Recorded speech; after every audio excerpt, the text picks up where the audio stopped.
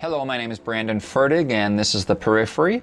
Today I want to talk about what happened in the NFL today. Across the league, before all of the football games began, as is customary, the national anthem was played or sung. And what usually happens is players will put their hand on their hearts and stand for the anthem. Not a big deal. It's been happening for years.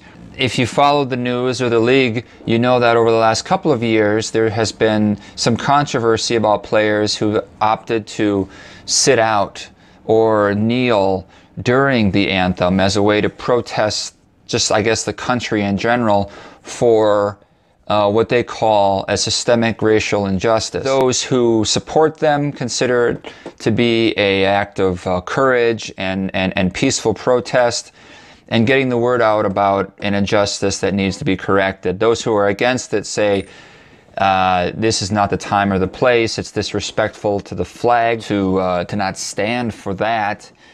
But of course, the fact that it's so controversial is exactly why the players do it. It's an appealing time in which to make a stand because it will cause a lot of attention.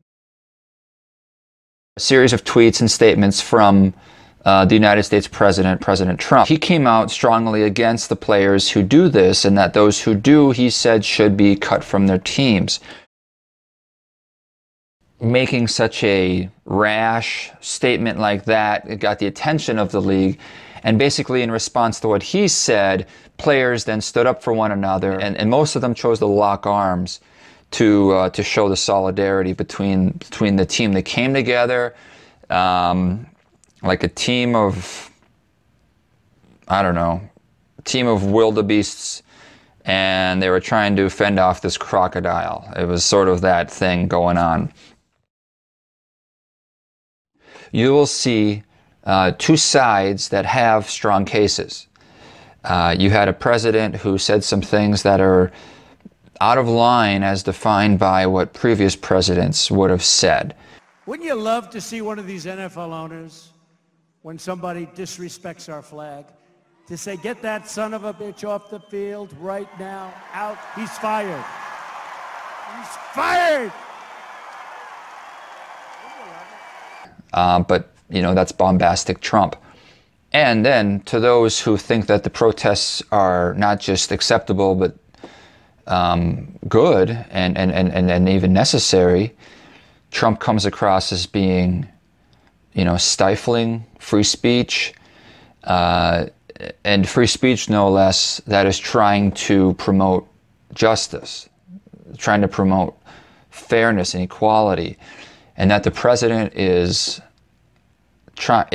acting to prevent that by saying that we should fire players who do these sorts of protests is very alarming to those who back the protesters and these protesting athletes. And when he mentioned firing, that's when the other players and coaches got involved, because now he's asking to get rid of one's teammates or one's employees, one's players, you know, practically one's family for some of these guys. So they locked arms, as teams do. They're teams. But by doing so, the other side of this is that you saw, I would argue, it was hundreds of football players across the league on most teams were participating in what could be deemed as a protest against the U.S. And that's appalling for a lot of people in the U.S. This is a $450 leather jacket. Watch me burn it.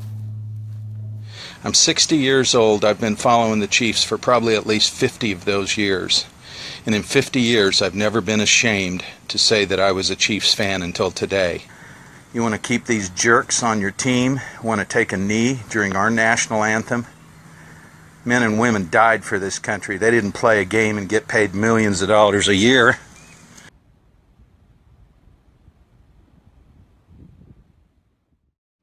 Well, how did this happen, right? I mean, these players aren't anti-American. I don't believe that.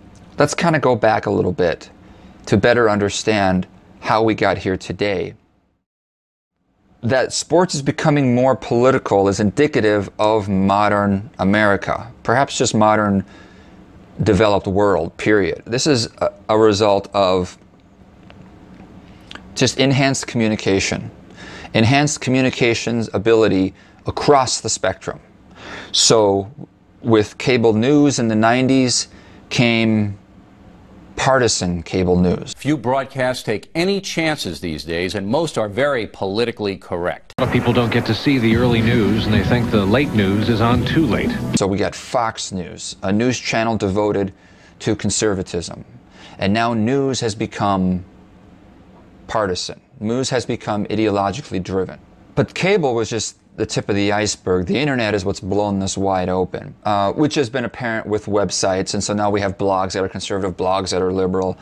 And people are just getting their media from, you know, the one side that says what they want to hear. What also plays into this is that news has greater reach. So a story of what happens in Tallahassee, Florida can make it, you know, all over the country and even beyond. Also, the potential with the internet is the ability to communicate. So if there are people who think alike, or even just one charismatic person, he or she can reach out to everybody and get them going. And if that catches fire, then a movement can start much easier today than it did in the past before the internet. And then finally, just the consistency, the 24-hour connectivity. So let's say you have a celebrity who's tweeting things all the time. How long is it going to be until one of those tweets talks about one issue that's becoming big? It'll eventually get there, right? I mean, it'll eventually start to intrude on their world. Maybe it's a restaurant they're boycotting, or maybe it's a movie that they're making. Something is going to start to scrape the surface of ideology and politics, no matter how objective or neutral they want to be. And those that want to be, I mean, it's right there. In fact, there's a temptation to be, because you have people who will applaud you if you do it. Of course, you'll have those who get angry if you do it, but sometimes the applause is tempting. So basically what's happened is ideology has come to the surface. Trayvon Martin was killed in Florida, so celebrities tweeted about it. And a bill was passed in North Carolina, so companies made stances on it. And of course, again, there's that partisan media, so we've got companies wrapped up into it. We've got all the tech and social media's companies that make stands. The Pride and other political causes are often right on the forefront of these companies. Churches, even though they're supposed to be out of politics completely, and sports. So we saw athletes supporting Trayvon Martin, and they would wear hoodies, and Black Lives Matter, and things like that. And when it comes to the White House, we've seen a growing trickle of players who will say, you know what, I'm not going to go. This is a new phenomenon, right? Like, as I grew up in the 80s and 90s, I never heard of it happening. I never heard of players saying, I'm not going to go to the White House, even if it was Clinton or Bush or Reagan that was in there. And so Matt Burke didn't go to the Obama White House because of something Obama said about Planned Parenthood. So it's just, again, it's out there, it's on the surface for everyone to see. And to go to the White House, to shake hands with a person who says something that you strongly disagree with, or who thinks something that thinks in a way that you strongly disagree with or that you don't like. So we know where companies stand, we know where people stand. That means people are being leery of those who aren't like them. It's ideological tribalism, form of tribalism that is becoming the norm. And now ideology has infected sports. If you look at them just by themselves, you might be appalled at Trump and you might be appalled at the athletes. But if you see it from the 90s up till today, and the use of the internet and how it's just brought to the surface ideology, and how we're distancing ourselves from those who we don't like how they think, and the way we act and react, and it's like oversteering when you're trying to correct yourself on the highway, and then you'll eventually wobble so much that you're off the road. Well, today things went off the road a little bit in the NFL. it's perhaps an example of how not to handle the situation. My guess is that the players didn't foresee the backlash from the audience. The fact that they got so wrapped up in this back and forth with the president, you know, they lost track, I think, of what they were really doing, or at least how what they were doing could be interpreted. But this is emblematic of what a lot of us are going to have to deal with. We're going to have to learn as a country how to move forward, not oversteering when there's a conflict, and also in how to interact with those who think differently than we do. Because, you know, am I not going to go see a movie because a certain celebrity feels or says a certain thing? The television that we watch, the places we shop, the media we consume, the people we associate with, what are we going to do with our ideology on our sleeves? What are we going to do now that we know how everyone thinks about things? Are we going to cluster into our tribes, or are we going to not let that get to us so much and recognize that perhaps ideology isn't as important as we think it is? I don't have an answer for that, but I get the feeling, because ideology is largely just our ego, and I'm right and you're wrong, that we're going to have to take a lesson in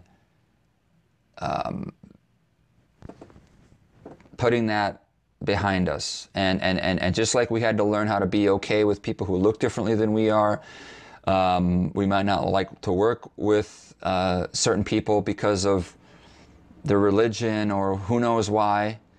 But just like we have to work to get past that, this will have to be something that we work to get past too.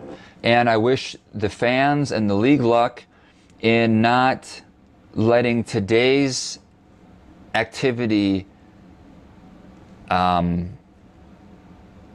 know, cause things to boil over too much. Or if it does cause things to boil over, let it be a learning point so that we can learn how to better handle our ideological, I call it ideologism, how we handle our ideologism moving forward. Okay, thanks a lot.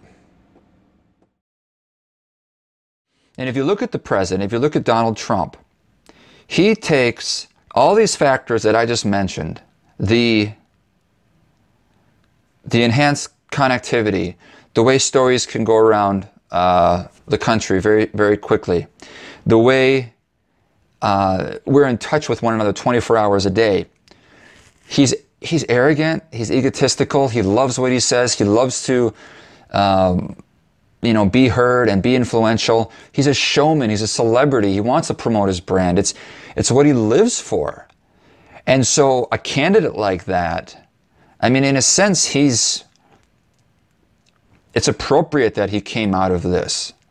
At the same time, he's a catalyst that is pushing our nation forward in this direction of more ideological partisanship, and he's just ratcheted up. He's just put it in overdrive.